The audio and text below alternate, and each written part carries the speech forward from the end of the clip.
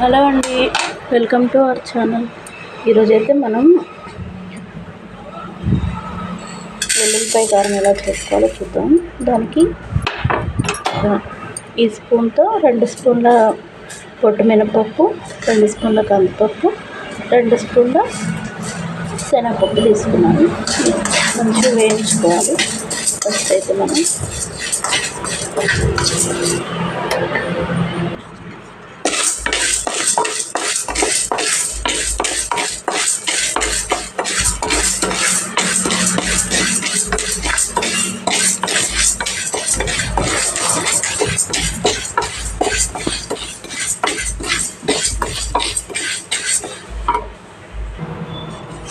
ఇవి కొంచెం వేగినాయి కదా.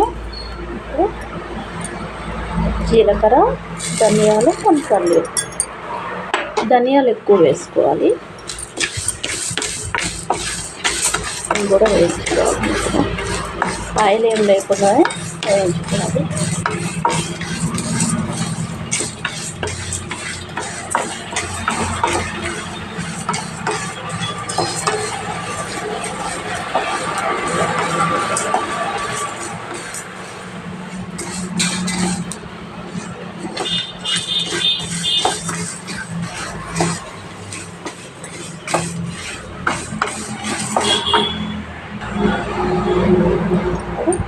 కరివేపాకు,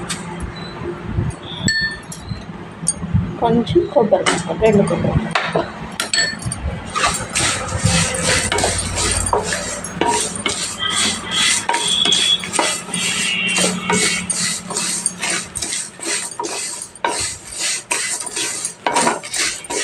ఇవన్నీ వేగినాక వేరే బౌల్లో షిఫ్ట్ చేసుకున్నాం. అన్నీ వేగిపోయినాయి, వేరే బౌల్లోకి షిఫ్ట్ చేసాం. ప్లేట్లో వేసుకుంటే పూర్తిగా చల్లారిపోతాయి.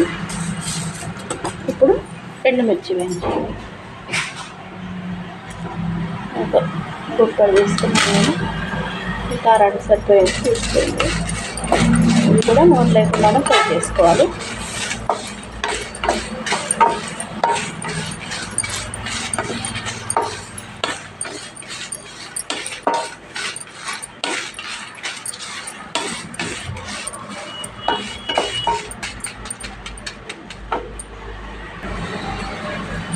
దీంట్లో కొన్ని మిరియాలు, కొంచెం వాము కూడా వేసుకోవాలి.